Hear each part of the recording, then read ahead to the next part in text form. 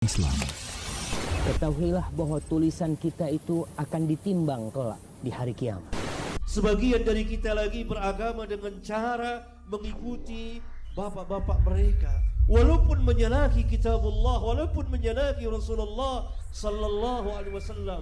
Kacamata Islam memandang masalah dalam sudut pandang Islam. Kita akan mendapatkan apa yang kita tulis di catatan kita, di rapot kita, di buku kita, di padang mahsyar nanti. Maka berusahalah untuk menulis yang bermanfaat. Dan janganlah kamu mengikuti apa yang kamu tidak mempunyai pengetahuan tentangnya. Sesungguhnya pendengaran, penglihatan, dan hati, semuanya itu akan diminta pertanggungjawabannya. Kacamata Islam memandang masalah dalam sudut pandang Islam.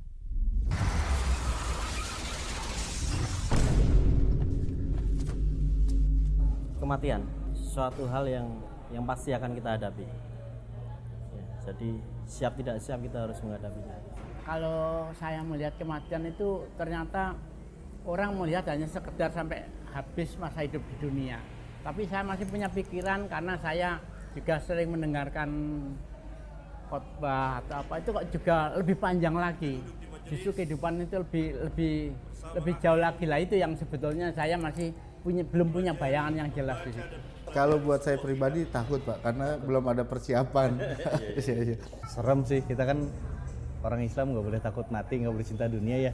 Tapi kalau dipikir-pikir serem juga gitu, bayang sendirian sempit gitu kan. Ya kalau ada amal kita cukup, kalau enggak ya serem aja sih, serem kalau dipikir benar-benar serem. Kalau secara takut pasti manusiawi ya, kita takut. Tapi kalau secara iman ya kita sudah tahu itu pasti udah kehendak dari Allah ya. Jadi sebagai orang Islam, saya orang Islam, pasti saya tahu hidup di dunia ini sementara ya, pasti sudah takut manusiawi, tapi ikhlas sudah pasti udah siap.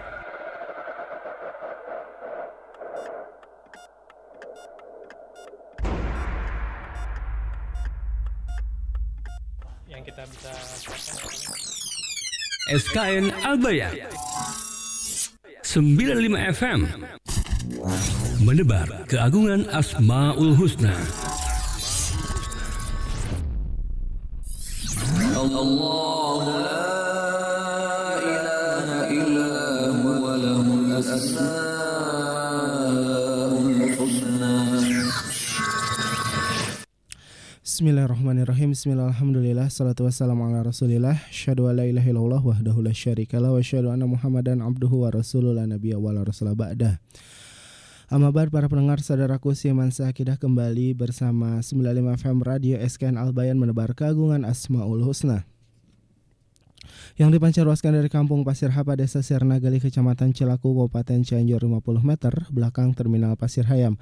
Insya Allah di pagi hari yang berbahagia hari ini, hari Senin, tanggal 8 Juni 2020, yang bertepatan dengan tanggal 16 di bulan Syawal 1441 Hijriah. Dan insya Allah di pagi hari ini kita akan kembali menghadirkan kajian kitab yang kami siarkan rutin setiap jam 8 pagi, hari Senin, Selasa, Rabu, dan Kamis. Dan insya Allah kitab yang akan dibahas di pagi hari ini adalah kitab Usul Iman ya, bersama Ustaz Faisal Mista MPDI Hafizahullah Ta'ala. Dan kajian yang diselenggarakan di pagi ini juga disiarkan di Asmaul Husna TV, fanpage Asmaul Husna TV. Silahkan bagi Anda yang ingin menyimak, silahkan untuk dibuka di fanpage Facebook Asmaul Husna TV. Nah, alhamdulillah beliau Ustaz Faisal sudah berada di studio. Kita langsung saja sapa. Assalamualaikum Ustaz. Waalaikumsalam warahmatullahi wabarakatuh. Baik, Masya Allah, apa kabar Ustaz? Alhamdulillah khair, gimana Kang Angga? Sehat? Alhamdulillah, Insya Allah Ustaz. Nah Ustaz, di pagi hari ini kita sudah ke pertemuan ketiga Ustaz ya, pertemuan ketiga.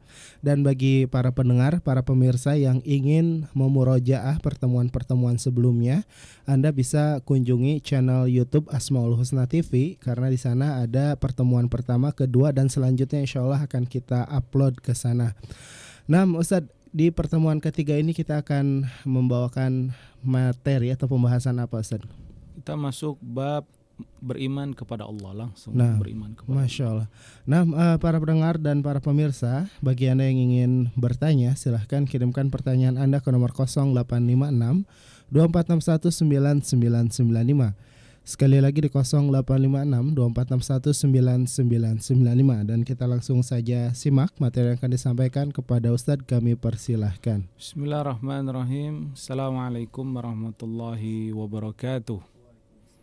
Innal hamdalillahi nahmaduhu wa nasta'inuhu wa nastaghfiruh wa na'udzu billahi min syururi anfusina wa min sayyiati a'malina. Man yahdihillahu fala mudhillalah wa man yudlil fala hadiyalah. Asyhadu an la ilaha illallah wahdahu la syarikalah wa asyhadu anna Muhammadan abduhu wa rasuluhu, amma ba'd. Allahumma inna nas'aluka ilman nafi'a wa rizqan thayyiba wa amalan mutaqabbala. Allahumma alimna bima yanfa'una wa anfa'na bima 'allamtana wa zidna ilma. Allahumma arinal haqqa haqqa warzuqna ittiba'a wa arinal batila batila warzuqna ijtinabah. Rabbi shrah li sadri wa yassir li amri wahlul 'uqdatam min lisani yafqahu qawli. Ikhwati fiddin, para pendengar Radio SKN Al-Bayan dan juga para pemirsa TV Asmaul Husna dan juga media sosial yang lainnya yang dirahmati Allah Subhanahu wa taala. Alhamdulillah, syukur kita kepada Allah Azza wa Jalla atas nikmat yang Allah berikan. Salat serta salam kita aturkan kepada Nabi kita Muhammad sallallahu alaihi wasallam. Ikhwati fiddin rahimani wa rahimakumullah. Pada pembahasan yang lalu kita telah sebutkan muqaddimah dari kitab Usulul Imani fi Dha'il Kitabi was Sunnah yang ditulis oleh banyak para ulama, khususnya ulama yang mutakhasis dalam masalah akidah. Mereka telah menyebutkan bahwasanya pentingnya iman.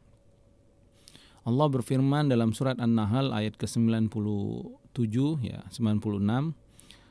Man amila salihan min zakarin aw unsa, barang siapa yang beramal soleh, beramal yang baik, beramal yang soleh yang sesuai dengan syariat Allah, min zakarin aw unsa, baik dia laki-laki atau perempuan, kemudian wahwa mu'min, dan dia dalam keadaan beriman, maka Allah katakan falanuhyiyannahu hayatan thayyibah, orang ini akan diberikan oleh Allah Subhanahu wa taala kehidupan yang thayyibah, kehidupan yang baik.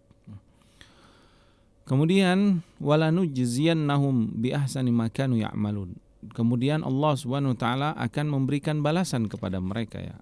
Allah berfirman walanajziyannahum ajrahum, sungguh pasti kami akan berikan balasan kepada mereka, pahala buat mereka, ajrahum, upah atau balasan buat mereka, bi ahsani ma kanu ya'malun, lebih baik dari apa yang mereka kerjakan karena apa yang telah mereka perbuat, amal soleh yang berdasarkan iman. An-Nahl ayat 97. Karena begitu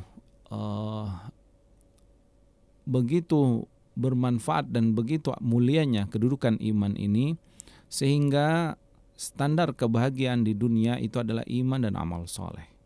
Keberuntungan, kesuksesan, keselamatan, kesejahteraan, ya, kebahagiaan, keberhasilan, semuanya itu tergantung dengan iman seorang hamba. Kemudian karena iman ini adalah sebab utama kebahagiaan, kesuksesan manusia, maka apa yang harus mereka imani? Kemudian Allah berfirman dalam ayat yang lain bahwasanya yang harus mereka imani adalah yang pertama beriman kepada Allah. Allah berfirman laisal birra an tuwallu wujuhakum qibalal masyriqi wal maghrib walakinnal birra man amana billah. Ya. Bukanlah kebajikan engkau menghadapkan wajahmu ke arah barat atau ke arah timur, tapi kebajikan itu adalah ketika engkau beriman kepada Allah Subhanahu wa taala. Dan rukun iman yang 6 ya, sebagaimana hadis Jibril alaihi salam, hadis yang masyhur ketika Jibril bertanya kepada Rasulullah sallallahu alaihi wasallam, akhbirni anil iman, kabarkan kepadaku apa itu iman. Nabi SAW menjawab, al-imanu an tu'mina billah. Iman itu engkau beriman kepada Allah Subhanahu wa taala, ya. Wa malaikatihi wa kutubihi wa rusulihi wal yaumil akhir wa an tu'mina bil qadari khairihi wa syarrihi. Dan engkau beriman kepada malaikatnya, kepada kitabnya, rasulnya, hari akhir, dan engkau beriman kepada takdir, baik yang baik atau baik yang buruk. Ikhwati fiddin rahimani wa rahimakumullah. Sekarang kita masuk bab pertama, al-imanu billah. Kita akan membacakan apa yang telah disebutkan oleh para ulama dalam kitab Usul Iman ini tentang pembahasan beriman kepada Allah. Biiznillahi ta'ala. Qalu masyayikh hafizahumullahu ta'ala fi kitabihim Usulul Iman fi Dha'il Kitabi was Sunnah. Al-babul awal, al-imanu billah. Pintu pertama yang harus kita pelajari masalah usul iman adalah beriman kepada Allah. Qalu, mereka mengatakan, innal imana billahi azza wa jalla huwa ahammu usulil iman. Ketahuilah bahwasanya beriman kepada Allah Subhanahu wa taala dia adalah usul yang paling penting. Yang paling penting, ya. Pokok yang paling utama dalam permasalahan iman. Jadi kalau kita sedang membahas iman, yang paling utama kita harus membahas tentang al-imanu billah, beriman kepada Allah. Wa azamuha sya'nan, dan merupakan kedudukan yang paling mulia, paling agung dalam ajaran kita, dalam kedudukan syariat kita. Wa a'laha qadrah, kemuliaannya paling tinggi. Bal huwa aslu usulil iman, bahkan dia adalah pokok dari segala pokok-pokok keimanan. Wa asasun bina'uhu, dan bina'ihi, dan dia adalah pondasi bangunan-bangunan iman yang lain. Wa qawamun amrihi wa baqiyatul usul mutafarri'atun minhu. Adapun usul yang lain, usul iman yang lain, beriman kepada malaikat, kitab, rasul, hari akhir dan takdir, itu adalah cabang dari beriman kepada Allah Subhanahu wa taala. Kemudian raji'atun ilaihi mabniyatun alaihi.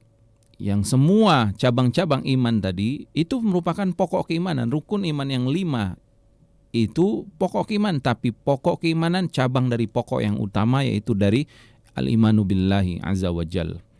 Kemudian wal imanu billahi azza wa jal, dan beriman kepada Allah Subhanahu wa taala, huwal imanu biwahdaniyati subhanahu fi rububiyyati wa uluhiyati wa asmahi wa sifatihi.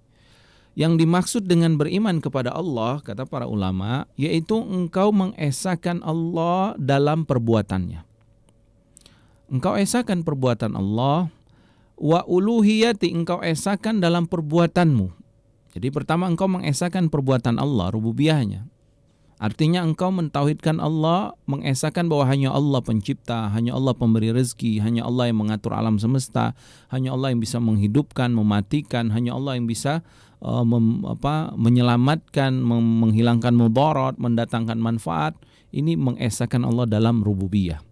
Kemudian engkau mengesahkan Allah dalam ibadah, karena hanya Allah saja yang bisa melakukan segala sesuatu, maka engkau harus memberikan sesembahan, penyembahan dirimu, ibadahmu hanya kepadanya saja. Ya. Allah berfirman, ya ayuhan nasu ubudu rabbakumul ladzi khalaqakum walladzina min qablikum la'allakum tattaqun allazi ja'ala lakumul arda firasya was samaa binaa wa anzala minas samai ma'an fa akhraja bihi minas thamarati rizqan lakum fala taj'alu lillahi andada wa antum ta'lamun. Kata Allah Subhanahu wa taala, wahai manusia, sembahlah Allah saja. Nah, ini engkau mengesahkan dalam ibadah. Artinya dalam beribadah, ikhlaskan hanya untuk Allah, hanya kepadanya. Hanya beribadah kepadanya, hanya beribadah untuknya, hanya beribadah karenanya. Kemudian kenapa? Karena dia Rabbakum, dia adalah pencipta kalian. Dia adalah pengatur alam semesta. Dia adalah yang memberikan rezeki kepada kita. Dia yang menciptakan kita, yang menyempurnakan ciptaan kita, kemudian memberikan rezeki kita, menjaga kita, kemudian merahmati kita. Dan juga orang-orang tua supaya kita bertakwa, yang telah menjadikan bumi, kemudian menurunkan dari langit ini air, dari air itu tumbuh-tumbuhan, kemudian sebagai rezeki buat kalian. Kata Allah Subhanahu wa taala, fala taj'alu lillahi andadan, maka janganlah kalian jadikan sekutu selain Allah, wa antum ta'lamun, padahal engkau mengetahui, ya. Kemudian beriman kepada Allah maksudnya beriman juga kepada asma dan sifatnya, ya. Fahadhi usulu salasa yakumu alaihal iman bila, maka usul yang 3 ini, yaitu beriman kepada rububiyah Allah, beriman kepada uluhiyah, beriman kepada asma wa sifat, ini merupakan usul utama dalam beriman kepada Allah Azza wa Jal. Bal inna dinal Islam al-hanif innama summiya tauhidan, bahkan agama Islam yang lurus ini, ya, agama yang hanif, agama yang bersih dari segala kesyirikan, sesungguhnya dinamakan tauhid, ya. Kenapa agama yang hanif ini disebut agama tauhid, agama Islam ini agama tauhid? Li'anna mabnahu ala anna Allah wahid. Karena pokok ajaran dalam Islam ini, ajaran utamanya meyakini bahwa Allah Maha Esa. Maha Esa dalam apa? Fi mulkihi, dalam kerajaannya, wa af'alihi, dalam perbuatannya, la syarika lahu, dia tidak ada sekutu. dia tidak punya anak, dia tidak punya orang tua, dia tidak punya penolong, dia tidak punya saudara. Tidak ada yang sekutu bagi Allah Subhanahu wa taala dalam kerajaannya. Ya, wastaghnallah, Allah tidak butuh kepada mereka, mereka tidak butuh kepada Allah. Wallahu wastaghnallah, Allah juga tidak butuh kepada mereka. Wallahu ghaniyun hamid, ya. Karena Allah maha kaya, ya. Lihat kemudian wa wahidun fi dzatihi, karena Allah juga Maha Esa dalam zatnya. Ya tadi Allah tidak punya anak, Allah tidak punya keturunan, lam yalid, dia tidak punya keturunan, walam yulad, dia juga tidak punya orang tua. Allah SWT Maha Esa zatnya. Wa asma'ihi wa sifatihi la nadhira lahu, nama dan sifatnya tidak ada yang serupa dengannya, tidak ada yang bisa mengalahkannya. Wa wahidun fi uluhiyatihi, dan Allah juga Maha Esa dalam ibadah, yaitu Allah memiliki hak ketuhanan, Maha Esa dalam ketuhanan. Makanya Pancasila kita itu apa? Ketuhanan yang Maha Esa, ya. Dan ini dalam Islam sangat diterapkan itu. Artinya kita benar-benar hanya mengesakan satu Tuhan, artinya Tuhan itu yang disembah, kita hanya menyembah satu Tuhan, yaitu Allah Subhanahu wa taala. La niddalahu, karena itu tidak ada tandingan bagi Allah Subhanahu wa taala. Wa bihadza, oleh karena itu kata para ulama, ya'lamu anna tauhidal anbiya'i wal mursalin yanqasimu ila thalathati aqsam. Ketahuilah oleh kalian bahwasanya tauhid para nabi dan para rasul, tauhid mereka itu mencakup 3 makna tauhid, ya. Yang pertama, mereka mentauhidkan Allah dalam perbuatan Allah. Wa huwal iqraru bi anna Allah ta'ala rabbu kulli syai', bahwasanya meyakini bahwasanya yang dimaksud dengan mengesahkan perbuatan Allah maksudnya adalah meyakini bahwasanya Allah Subhanahu wa taala adalah Rabb segala sesuatu. Wa malikuhu, Allah adalah raja mereka, Allah saja pencipta mereka. Wa razikuhu, Allah saja pemberi rezeki mereka. Wa annahul muhyi wal mumit, hanya dia saja yang bisa menghidupkan dan hanya dia saja yang bisa mematikan. An-nafi', dan dia saja yang bisa memberikan manfaat. Ad-dar, yang bisa memberikan bahaya. Al-mutafarridu bil ijabati indal ittirar, dan dia saja Maha Esa ketika mengabulkan doa-doa orang yang sedang dalam kesulitan. Alladzi lahul amru kulluh, yang segala urusan miliknya. Wa biyadihil khairu kulluh, di tangannya segala kebaikan. Wa ilaihi yurja'ul amru kullu, segala urusan kembali hanya kepadanya. La syarika lahu fi dzalika, karena itu Allah tidak ada sekutu dalam permasalahan-permasalahan perbuatannya tadi. Allah pencipta, enggak ada sekutu, enggak ada yang membantu Allah dalam mencipta. Idza qada amran fa inna ma yaqulu lahu kun fayakun, kata Allah. Kalau Allah ingin menciptakan, Allah hanya katakan kun, jadi, maka dia jadi. Allah enggak butuh makhluk-makhluk yang lain untuk membantu dalam menciptakan alam semesta ini. Kemudian Allah Maha Esa menyendiri dalam memberikan rezeki. Karena itu Allah yang mengatur rezeki, ya. Allahu yabsutu rizqa liman yasha'u wa yaqdir, kata Allah. Dialah Allah yang melapangkan rezeki siapa yang Allah kehendaki, dan Allah menyempitkan rezeki siapa yang Allah kehendaki. Wa huwa ala kulli syai'in qadir, dan ya Allah berkuasa atas segala sesuatu. Allah Maha menyendiri dalam menghidupkan dan mematikan, ya. Ketika Allah membiarkan hambanya hidup, dia akan tetap hidup. Walaupun semua orang ingin mematikan, dia enggak akan mati. Kemudian lihatlah kisah Ashabul Ukhdud, ya, ketika seorang raja ingin membunuh seorang anak, ya, anak kecil yang bertauhid, beriman kepada Allah, dia ingin membunuh, dijatuhkan di atas jurang, enggak berhasil. Dilempar ke dalam lautan, enggak berhasil. Karena Allah membiarkan anak ini tetap hidup. Tetapi kalau sudah Allah datangkan ajal kepada seorang hamba, maka kematiannya akan mendatangi dia walau dia di dalam benteng yang kokoh, ya. Innal mauta yudrikum, ya. Kematian itu akan mendatangi kalian, ya.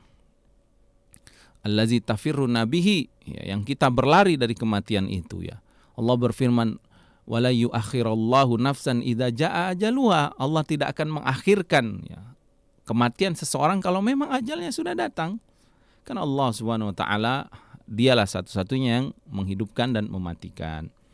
Kemudian yang kedua, kata para ulama, tauhid para nabi dan rasul yaitu mereka mengesahkan Allah dalam ibadah, ya.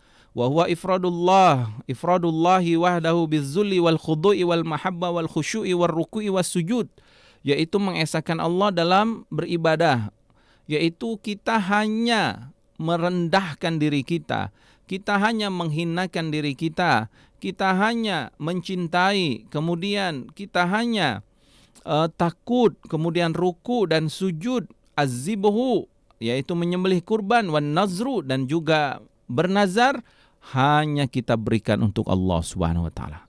Ini tauhid uluhiyah, artinya mengesahkan Allah dalam uluhiyah, ya. Yaitu engkau menyembelih, engkau berdoa, engkau ruku, engkau sujud, ya, engkau khusyuk, engkau mencintai. Semua itu engkau berikan hanya kepada Allah Subhanahu wa taala. Wasairu anwa'il ibadah la syarika lahu, dan kau berikan segala macam bentuk ibadahmu hanya kepada Allah Subhanahu wa taala, engkau tidak menyekutukan dalam ibadah. Kemudian yang ketiga disebut dengan tauhidul asma'i was sifat, yaitu engkau mengesahkan Allah dalam nama-nama dan sifat-sifatnya. Karena ini bagian dari beriman kepada Allah Subhanahu wa taala. Wa huwa ifradullah taala, yaitu engkau mengesahkan Allah bima summiya wa wasafahu nafsuhu fi kitabihi wa ala lisani nabiyyi Muhammad sallallahu alaihi wasallam. Yang dimaksud dengan mengesahkan Allah dalam asma wa sifat, yaitu engkau menamai atau mensifati Rabbmu Allah Subhanahu wa taala sesuai dengan apa yang Allah Subhanahu wa taala namai dirinya sendiri Subhanahu wa taala, atau apa yang disifati Allah atas dirinya sendiri, dan juga apa yang diberikan nama oleh Rasulnya di atas lisan nabinya Muhammad SAW, dan apa yang disifatkan oleh nabinya Muhammad SAW. Jadi kita menamai Allah apa yang Allah berikan nama pada dirinya. Kita mensifati Allah apa yang Allah sifatkan pada dirinya di dalam Al-Quran atau di dalam hadis sunnah Rasulullah sallallahu alaihi wasallam. Seperti Allah menamai dirinya Allah, ya. Allahul wallah, dialah Allah, kata Allah. Atau Allah menamai dirinya Ar-Rahman, Bismillah, dengan menyebut Ismillah, nama Allah tadi Allah. Kemudian Ar-Rahman, Ar-Rahman, Ar-Rahim, karena Allah menamai dirinya sendiri. Atau Allah mensifati dirinya sendiri di dalam Al-Quran atau di dalam sunnah, ya. Allah mensifati dirinya, misalkan Allah mendengar, ya. Allah berfirman, wallahu yasma'u tahawurakuma, dan Allah mendengar perselisihan atau permusyawarahan mereka berdua. Innallaha sami'um basir. Kemudian Allah tetapkan namanya Allah As-Sami', Maha mendengar, Allah Al-Basir. Ya. Ini adalah sifat-sifat yang sudah Allah tetapkan di dalam Alkitab, Al-Quran, di dalam sunnahnya, ya. Yang sifat ini kalau sudah Allah tetapkan, kita yakini, kita imani, ya. Kemudian keimanan kita itu bersama dengan watanzihi 'anin naqais wal 'uyub, dengan mensucikan Allah dari segala aib dan kekurangan. Yang Allah wa mumathilatil khalq, tidak sama dengan makhluk. Jadi ketika kita mensifati Allah mendengar, makhluk juga mendengar, tapi kita mensucikan pendengaran Allah tidak sama seperti pendengaran makhluk. Walam yakul lahu kufuwan ahad. Kata Allah Subhanahu wa taala, tidak ada yang sama dengan Allah Subhanahu wa taala, ya. Kemudian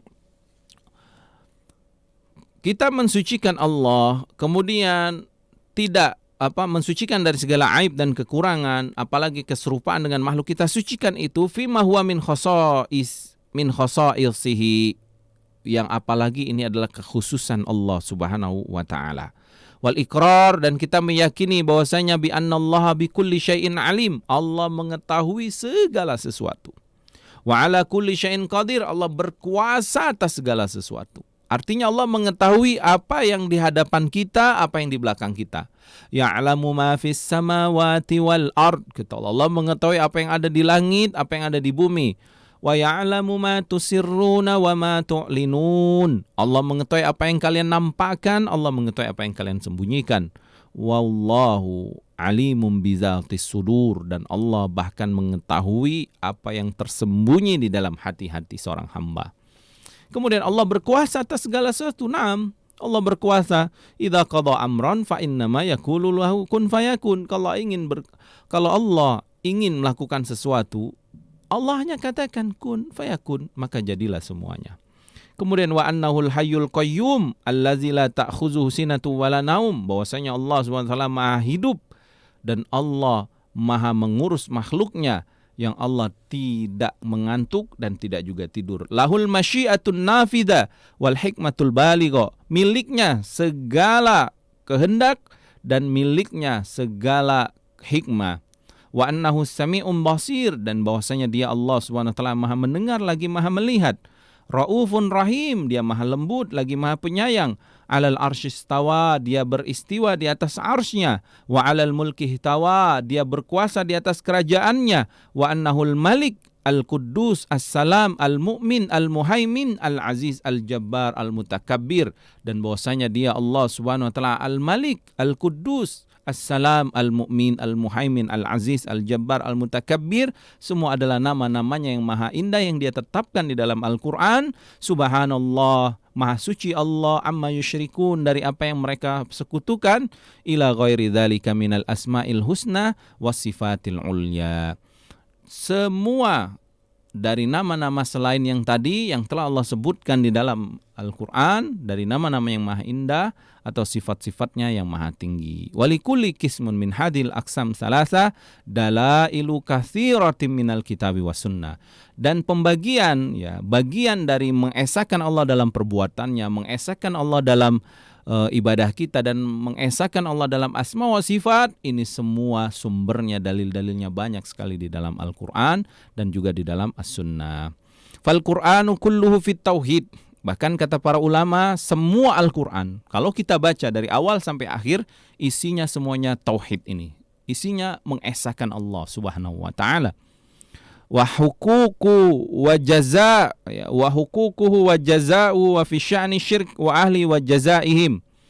Dan semua Al-Quran membicarakan tentang hak-hak tauhid dan juga balasan-balasan bagi orang yang bertauhid, dan juga tentang permasalahan syirik. Lawan dari tauhid itu adalah syirik, dan ahlinya, yaitu orang yang berbuat syirik itu seperti apa. Dan juga kata Allah Subhanahu wa taala, dan juga balasan-balasan bagi orang yang mempersekutukan Allah Subhanahu wa taala. Wa hazihil aqsam salasa litauhid qad akhadha ahlul ilmi bil istiqra'i wat tatabbu linususil kitabi was sunnah. Kemudian kata para ulama, 3 tauhid ini artinya mentauhidkan Allah dengan 3 cara ini, yaitu mengesahkan Allah dengan rububiyahnya, dengan uluhiyah, dengan asma wa sifat. Ini adalah diambil oleh para ulama dengan cara membaca dan juga dengan cara mentadaburi ayat-ayat Allah, mengikuti Al-Quran dan Sunnah. Wa huwa istiqra'u tamun linususi syar'. Bahkan ini adalah bacaan atau pemahaman yang sempurna dari Al-Quran. Afadu hadhil haqiqah syar'iyyah wa hiya anna tauhid matlub minal ibad huwa al-imanu biwahdaniyatillahi fi rububiyyati wa uluhiyati wa asma'i wa sifatihi. Bahwasanya tauhid yang dituntut di dalam Al-Quran dan juga Sunnah, yaitu engkau mentauhidkan Allah dalam rububiyahnya, engkau mentauhidkan Allah dalam uluhiyah, dan engkau mentauhidkan Allah dalam asma wa sifatnya. Faman lam ya'ti bihadza jami'ihi, siapa yang tidak mendatangkan 3 tauhid ini, falaisa bimumin, maka orang ini belum sempurna imannya, atau bahkan dia belum dikatakan orang mukmin. Kalau ada orang yang dia mengesahkan perbuatan, dia meyakini Allah pencipta, tapi dia menyembah, misalkan menyembah pohon, dia belum beriman. Atau dia meyakini Allah pencipta, ya, kemudian dia mengingkari nama-nama Allah, berarti dia mengingkari Al-Quran, ya, mengingkari nama. Misal dia bilang Allah tidak ada nama gitu, padahal Al-Quran menetapkan Allah punya nama. Dia telah mengingkari salah satu tauhid, yaitu beriman kepada Allah Subhanahu wa taala. Wa fi ma yalifu sulu salasa fi kulli faslin minha bayanun liqismi min hadhihi al-aqsam. Dan insyaallah biiznillah taala nanti 3 pembahasan ini akan kita perinci lagi pada pertemuan berikutnya dengan izin Allah Subhanahu wa taala. Taib Kang Angga, tafadhal. Wa sallallahu nabiyana Muhammad wa ala alihi washabihi wasallam.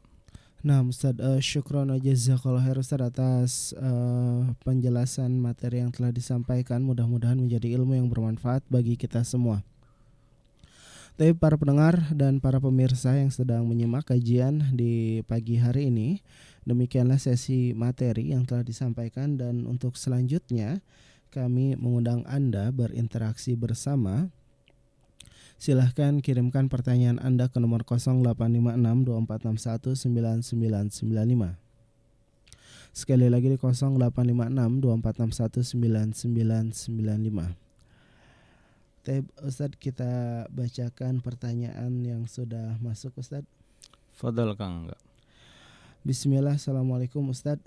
Waalaikumsalam warahmatullahi wabarakatuh. Ustadz, apakah seseorang sudah bisa dikatakan beriman kepada Allah, tapi dia belum bisa lepas dari larangan-larangan Allah, atau belum bisa menjauhi larangan Allah? Misalnya seseorang tersebut Islam namun masih melakukan kemaksiatan. Demikian pertanyaannya. Permasalahan orang-orang yang melakukan larangan-larangan Allah ini adalah permasalahan yang juga dibahas oleh para ulama.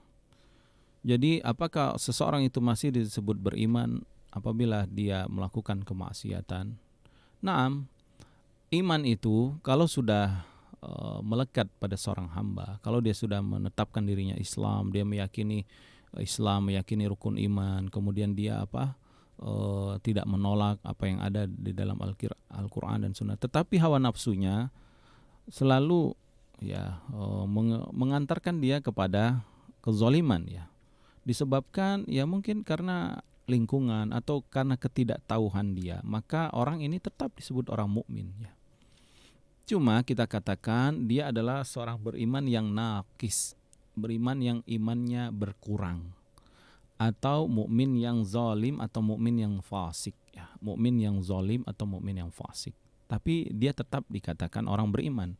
Kenapa? Selama maksiatnya itu bukan maksiat yang membatalkan imannya. Contoh maksiat, karena maksiat dan dosa itu bertingkat-tingkat Kalau dosanya adalah dosa syirik, apalagi syirkul akbar seperti dia keluar dari Islam, tentu ini sudah membatalkan keimanannya. Tapi kalau dosanya dosa-dosa besar, berzina, mencuri, korupsi, ini dosa-dosa besar dalam Islam. Yang ini tidak membatalkan iman seseorang, tapi mengurangi derajat keimanannya. Dan dia terkena ancaman, diancam dia di neraka Allah SWT atas dosanya tersebut. Tetapi selama aslul iman dia masih ada, maka dia tidak kita katakan bukan orang yang beriman, dia tetap orang yang beriman. Allah berfirman dalam surat Fatir itu ayat ke-32 Summa awrasnal kitab, kemudian kami wariskan kitab Al-Quran ini allazina astafaina min ibadina, yaitu dari hamba-hamba kami yang kami pilih, yaitu manusia-manusia yang beriman kepada Rasulullah SAW, masuk Islam dia. Kemudian kata Allah, di antara orang yang Islam ini, faminhum zalimul linafsi, ada yang menzalimi diri mereka sendiri. Itu tadi, orang mukmin ini ada yang menzalimi dirinya, melakukan kemaksiatan. Dan memang tidak terlepas, seseorang akan jatuh ke dalam maksiat ini, kesalahan. Kemudian wa minhum muqtasid, dan sebagian mereka ada yang pertengahan, mereka ambil jalan tengah aja. Muqtasid di sini adalah mereka orang yang hanya melakukan kewajiban aja dan tidak melakukan dosa besar. Jadi yang sunnah-sunnah tidak mereka amalkan. Dia hanya melakukan pokoknya wajib sholat, wajib misalkan zakat, wajib puasa, yang wajib haji, dia lakukan itu. Tapi sunnah-sunnahnya biasa-biasa aja. Tapi dia meninggalkan dosa-dosa besar. Tentunya dia tidak berzina, dia tidak mencuri, dia tidak membunuh. Ini golongan pertengahan. Kemudian Allah katakan wa minhum sabiqum bil khairat, ada di antara mereka yang utama, orang yang bersegera dalam melakukan kebaikan, berlomba-lomba dalam melakukan kebaikan. Biiznillah, dan itu dengan izin Allah. Dzalika huwal fadlul kabir. Ini adalah fadilah yang besar dari Allah. Jannatu adn, semuanya masuk surga. Jadi termasuk orang mukmin tadi, Allah jamin dia akan masuk surga Allah walaupun dia berdosa, tapi tidak dijamin apakah dia langsung masuk. Ini nggak ada jaminan kalau dia belum bertobat kepada Allah Azza wa Jalla. Wallahu ta'ala alam. Nah Ustaz, syukran wa jazakallahu khair Ustaz atas jawaban dan nasihatnya. Mudah-mudahan bermanfaat bagi kita dan bagi penanya tentunya. Para pendengar, kembali kami mengundang Anda berinteraksi. Silahkan bagi Anda yang ingin bertanya secara langsung di kajian hari ini, kajian yang kami siarkan live dari studio Radio SKN Al-Bayan, pembahasan kitab Usul Iman bersama Ustaz Faisal Mista MPDI Hafizahullah Ta'ala. Dan jam 8 sampai dengan jam 9 insya Allah kita akan menemani para pendengar semuanya di hari Senin, Selasa, Rabu, dan Kamis. Ustadz, kita bacakan pertanyaan yang sudah masuk lagi, Ustadz. Fadal, Kang. Dari hamba Allah di Nagrak, Ustadz. Nah. Assalamualaikum Ustadz, bolehkah kita bermakmum kepada Ustadz, bolehkah kita bermakmum kepada ahli hikmah atau paranormal? Jazakallah khair, Ustadz. Wallahu ta'ala alam, apa yang dimaksud ahli hikmah tersebut, selama dia adalah orang yang tidak melakukan kesyirikan besar ya, misalkan orang-orang yang fasik, itu tidak mengapa. Tetapi kalau yang dimaksud di sini adalah orang yang melakukan kesyirikan besar seperti dukun ya, maka lebih baik ya, bahkan kita harus tinggalkan bermakmum kepada ini. Tapi saya nggak mengerti yang dimaksud dengan ahli hikmah. Wallahu ta'ala alam. Ustaz, syukran wa jazakallahu khair atas jawabannya, mudah-mudahan menjadi ilmu yang bermanfaat bagi kita semua. Kembali kami akan mengangkat pertanyaan berikutnya, dan pertanyaan berikutnya Ustaz, bismillah. Ustaz, bagaimana cara memelihara iman kita, terutama iman kepada Allah, agar kita bisa mati dalam keadaan beriman? Allah berfirman, ya ayyuhallazina amanu taqullaha haqqa tuqatih wa la tamutunna illa wa antum muslimun. Wahai orang-orang yang beriman, bertakwalah kepada Allah dengan sebenar-benar takwa, dan jangan engkau meninggal kecuali dalam keadaan iman. Caranya yang pertama, engkau mentadaburi Al-Quran. Jangan lepas kita dari mentadaburi Al-Quran. Baik membacanya, mentadaburinya itu ya berarti membaca, memahami, dan mengamalkan. Jangan lepas itu. Kalau sudah kita tidak pernah lagi mengkaji Al-Quran, gak pernah membahasnya, gak pernah membacanya, ini bahaya. Iman kita ini akan lama-lama akan berkurang karena gak ada penyiramnya. Karena hati kita ini, ruh dalam jiwa kita ini, penyiramnya, penyemangatnya ya, penambahnya adalah ayat-ayat Allah. Allah berfirman dalam surat Al-Anfal ayat kedua, innamal mu'minun allazina idza dzukirallah wajilat qulubuhum wa idza tuliyat 'alaihim ayatuhu zadatsum imanan wa 'ala rabbihim yatawakkalun. Orang-orang beriman itu orang-orang yang apabila disebut nama Allah gemetar hatinya, dan apabila dibacakan ayat-ayat Allah bertambah keimanannya. Itu yang pertama. Yang kedua, cara menjaga iman kita, menjaga lingkungan, karena lingkungan ini sangat mempengaruhi iman ya.